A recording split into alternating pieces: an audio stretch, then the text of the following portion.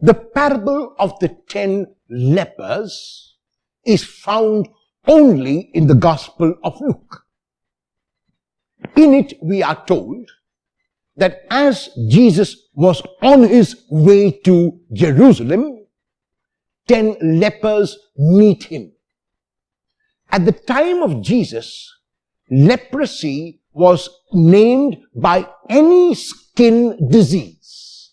It was not merely leprosy as we know it today, Hansen's disease, but any external skin ailment was regarded as leprosy, and the person was considered leprous.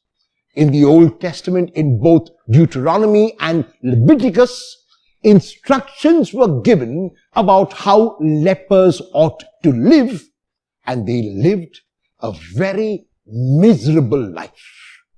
They couldn't enter the village or town, and even on the rare occasion that they did to beg for food, they would have to cry, "Unclean, unclean," as they entered, so that those who heard them would not even let their shadow fall on them.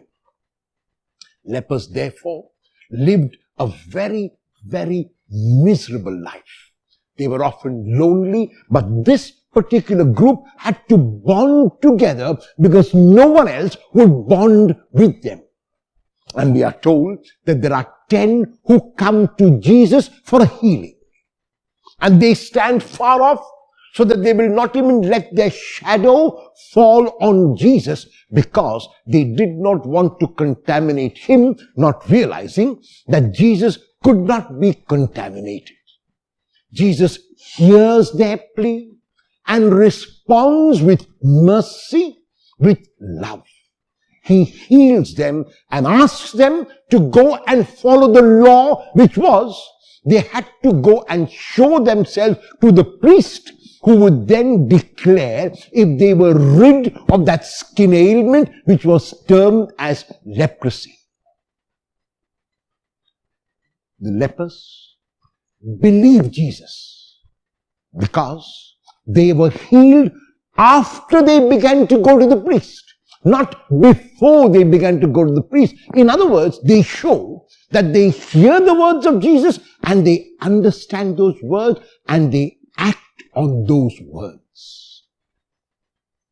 Because they acted on those words, because they had faith, they were healed even as they were going to the priest to show themselves and get the confirmation that they could be restored back to society. They could be given the same privileges which they had before they became lepers and outcasts. But even as they go, one realizes that he has been healed. And instead of going to the priest and getting that certificate of confirmation, he comes back to give thanks to Jesus. 1 out of 10. And Jesus looks at the man and is not expecting anyone to come back to him, because he doesn't expect a thanks in return. Rather, the point that Jesus makes is this: not that one came back to give him thanks out of the 10, but that the one who came was a Samaritan. And in his exclamation, Jesus exclaims, "Did not I heal 10? Then how come only this foreigner, only this Samaritan has come to give back thanks?"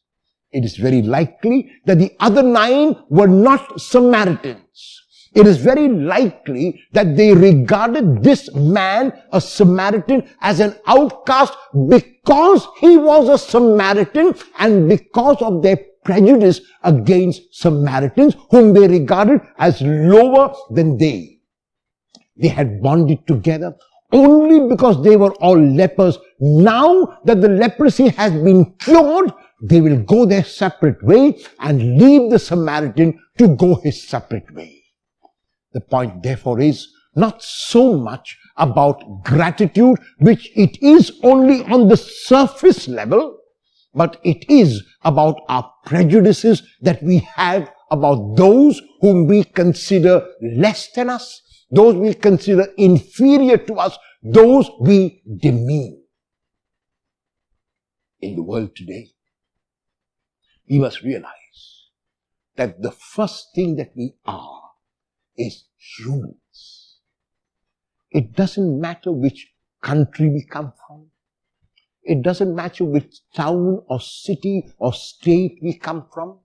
It doesn't matter what language we speak. It doesn't matter what clothes we wear. What matters is that we are humans, all moving along with the environment towards this one magnificent God. If we realize this, then we remove those stereotypical eyes. Then we remove those prejudiced eyes and look at everyone as a brother or a sister. A rabbi was once asked, "Rabbi, when does night end and day begin?" And the rabbi answered, "Night ends and day begins when I look at everyone as my brother or sister." Let us hope that that day will be today.